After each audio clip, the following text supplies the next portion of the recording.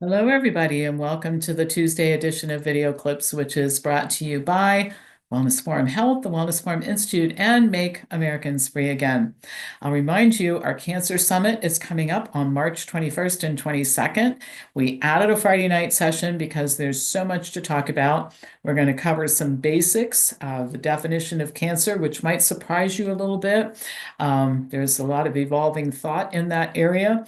We're going to talk about press pulse therapy and the use of ketogenic diets for advanced cancer, water fasting, sympathetic dominance. We have several guest speakers: Daniel Orrego, Gracie Yuen from Dr. Gracie's Wellness Center. Avinoam Lerner is going to talk about cancer recovery, healing cancer and trauma, the psychobiology of suffering. There's a very big mental health connection to the development of cancer and also to recovery. And then how to build a survival team, how to analyze conventional therapy, minimizing the side effects of cancer treatment, supplements, alternative treatments, and all that sort of thing. You don't want to miss it. So if you can go to our website, you'll see some information there, wellnessforumhealth.com, or send me an email at pampopper@msn.com, and I'll be happy to send you the basic information. All right, so I have two news items to share with you today. And the first one is maybe reinforcing why we need to put on a cancer summit and why you should attend it. A lot of changes are coming to healthcare, and many suggestions are being offered by doctors and researchers and patients, and some are terrific, others not so much. Vinay Prasad, who you might remember made a presentation at one of our recent conferences, is one of the good guys offering some really sound suggestions. And he posted a newsletter on his Substack that included some suggestions about cancer research that I think are really important and pertain to today's cancer patient. He writes, each year, millions of mice are killed at universities to cure cancer. The trouble is we have no idea if this is helpful. A common method to screen cancer drugs for their success and toxicity in human beings is to take genetically engineered mice, grow cancer under their skin, and then administer the drugs to see how effective they are. The trouble with this is that we have been able to successfully cure these mice for decades, but many times the successful drugs don't work in people, and that is so often the case. The NIH has never studied whether or not these animal models are broadly predictive of human outcomes. I would argue that they're largely not predictive, and which ones are needed and which ones can be cut. And so he goes on to say, it's just unconscionable that we kill millions of mice in the interest of coming up with drugs, and it really doesn't work very well. And a lot of the people who have to do it aren't very happy about doing it either. He's right, and this affects patients in several different ways. One is that money is being squandered on research that leads nowhere, while cancer patients need treatments that are effective, and they need them right now. The other thing that's tangentially, related to this is you might be thinking, well, there are new cancer drugs coming to market every year, so where are those coming from? Some of these animal studies must be convincing enough to lead to a drug that gets approved by the FDA. Well, the first thing I'll remind you is the FDA is paid by drug companies to review their products. And second, cancer drugs are largely approved based on changes to surrogate markers. The most common surrogate marker that's used is progression-free survival, which is defined as the period of time when the patient appears to be in remission until the cancer starts growing again. Often there's no relationship between progression-free survival and overall survival, which is how long the patient is going to live. And that is the metric that cancer patients are most interested in, but they often really don't know how to check out: extended lifespan. The cancer patients who do survive long term, and I've been in the healthcare business for almost 30 years now, we've seen a lot of them. They do it because they access, first of all, a lot of information that's not usually provided by their oncologists. And they pursue treatment options, often not approved by their oncologists. And to be clear, this is not always instead of, but usually in conjunction with. In other words, the best treatment protocols are those that use the best of both conventional and alternative treatments. And so, coming back to our Cancer Summit, if you decide that you're going to spend March 21st and 22nd with us, you'll learn about alternative treatment options and hear from some of the patients who've successfully used them.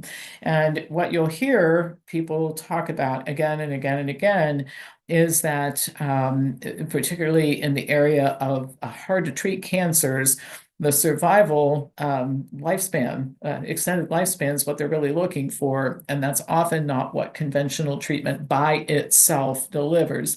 So all of this experimentation on animals, I think we can just agree it's not working out too well because cancer patients really don't have great options from conventional oncology when they're diagnosed. Now, Prasad offered a couple of suggestions that had nothing to do with cancer that I think are worth noting as well in his Substack. One is addressing the First Amendment rights of faculty and academic freedom. He notes that Stanford famously censored Scott Atlas for saying that schools should be open and kids shouldn't wear masks. We invited Dr. Atlas to present at one of our conferences as well. And this wasn't an isolated incident. He says, rightfully, Prasad says, these actions are un-American. And the NIH should consider commitments to academic freedom and freedom of speech as it decides which institutions it's going to fund. This really goes to how we solve healthcare problems in America. We've got to have honest discussions about them, and we can't just shut people up because they have a contrary view. Some of those people with contrary views can have very good ideas that we should be considering. He also agrees with something that I think is super important, and that is the fact that so much research has never been replicated. When I talk about this in my lectures, I refer to it as the tyranny of the single study. And this often is what people send to me when they're trying to disagree with me. Oh, I saw a study that says, and here it is. And I'm telling them that's exactly what it is, a study that says, and it doesn't mean much until it's been replicated. So his suggestion is that the NIH should audit grants and then commission other groups to replicate the studies. With time, researchers would earn a replication score, and those who run labs and consistently conduct experiments that can't be replicated would lose their funding. And I say amen to that. And for those of you who aren't members and haven't yet learned how to sort all this out, just remember this, some free advice if you're not a member yet, and that is don't rely on single studies to make decisions about health. It's just not ever a good idea. So the second item I want to cover is pertaining to the incredible lag between when evidence becomes overwhelming and policies should change, and then getting policies changed. Kind of goes to why healthcare is in the messy state it's in. The good research that we do have sometimes doesn't get translated to clinical situations very easily. So according to a new survey, about half of American adults are not aware that recommendations concerning daily aspirin have changed. My guess is that most doctors don't know this either. So here's the basic story. For a long time, health officials and doctors recommended that older people take aspirin daily to reduce the risk of heart attack and stroke. In 2019, the American Heart Association and the American College of Cardiology reversed course and advised against daily aspirin due to increased risk of internal bleeding and, quote, lack of net benefit. The U.S. Preventive Services Task Force agreed with this in 2022, and theirs was a little bit more nuanced. They said for adults 40 to 59 years of age, quote, evidence indicates that the net benefit of aspirin use in this group is small, and they gave it a grade C. For adults 60 and older, which includes me, the task force recommended against aspirin for primary prevention with grade D. Now, members with access to our libraries and courses would have known this over 15 years ago, which is when I started reporting that the risks associated with taking aspirin were greater than the benefit. Health professionals who trained with us have known since then as well. Here's one conclusion from one study published in 2011, just to give you an example.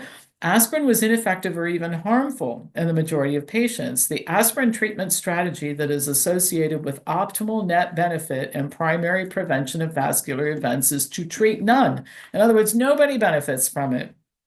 It took over 10 years for practice groups to change their mind about this. And most doctors haven't changed their minds. And the reason we know this is because so many of our new members are taking a daily aspirin when they join. They soon stop on their own due to the educational courses they have access to and the referenced articles that they read.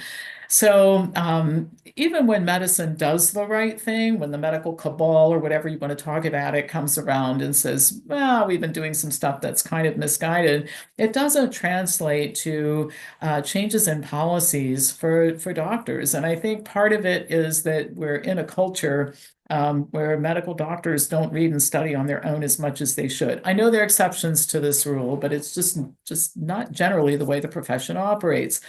So it's best to be informed. You, the consumer, have to take responsibility for becoming informed and learning about this stuff. You cannot count on your doctors in your local medical center to tell you these things. And so we have a special offer for never members of Wellness Forum. So if you've never joined before and you're thinking about it, send me an email. I'll send you some information about memberships. And if you decide to do it, we're going to make it really worth your while to do it. And if you are a member of Wellness Forum and you bring in a person who's never been a member, you introduce that person to us, we will give you the same special reward as well. Now, one of the reasons I bring this up at this time is that you've heard me talking about the fact that we need a different medical system that would include a medical cost sharing system that makes sense so that people who take care of themselves are not burdened with enormous premiums because of the general lack of health of the population, right? Well, what it takes, and said, well, what are you going to do it, Pam? And what will it take? Well, what it takes is more people. So there are many ways we can do this, but the biggest and most direct one is increase the membership at Wellness Forum. So we are actively recruiting. So check out joining us today. The rewards are incredible. Our people are much more knowledgeable about a lot of stuff, our members are, than many of their very experienced doctors. And again, I don't want to beat up doctors. There are great ones out there, but the likelihood that yours is one of them, not so great in today's market. And another thing is form a food over medicine club. The more gathering of people we do and the faster we do it, the faster I'll be able to do something to create a better system, because I'm going to do it. Before I leave this planet, I am going to fix this situation. I've been thinking about it and working toward it for almost 30 years, and I figure I've got about another 30 years to work. That's my plan, is to be productive for another 30 years. That's enough time to get it done. So if you're interested in the Cancer Summit, if you're interested in having access to all our great resources and getting some pretty interesting rewards for joining at this time, send me an email at pampapper@msn.com and I will send you back details on all of that. So lots of exciting things coming up with Wellness Forum. We're going to have another free boot camp for healthcare professionals like we did last summer. We have an autoimmune summit coming up in the summer because that has become such a big problem.